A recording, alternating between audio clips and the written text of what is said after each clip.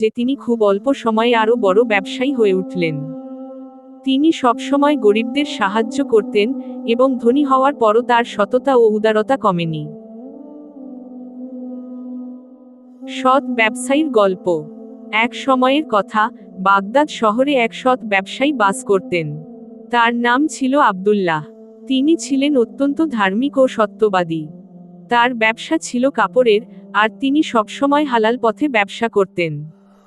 একদিন এক বৃদ্ধ মহিলা তার দোকানে এলেন। তিনি বললেন, বেটা, আমি এত গরিব যে ভালো কাপড় কিনতে পারি না। আমার মেয়ের বিয়ে, তুমি যদি আমাকে কিছু ছাড় দাও তবে আল্লাহ তোমাকে বরকত দেবেন। আব্দুল্লাহ বৃদ্ধার দিকে তাকিয়ে মৃদু হেসে বললেন, মা, তুমি যা নিতে চাও তা বিনামূল্যে নিয়ে যাও। বৃদ্ধা অবাক হয়ে বললেন, না বাবা, আমি বিনামূল্যে নিতে পারবো না। তুমি ন্যায্য মূল্যই বলো, তবে যদি একটু কম করে দাও, আমি খুশি হব। আব্দুল্লাহ বললেন, আমি চাই না তুমি কোনো বোঝা নিয়ে যাও।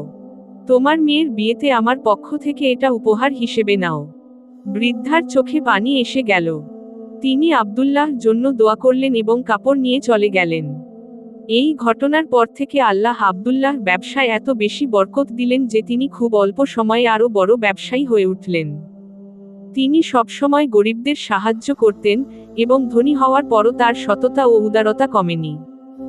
এই গল্প আমাদের শেখায়, সততা, উদারতা এবং আল্লাহর ওপর ভরসা থাকলে তিনি বরকত দান করেন। কেউ যদি অন্যকে সাহায্য করে, আল্লাহ তাকে দ্বিগুণ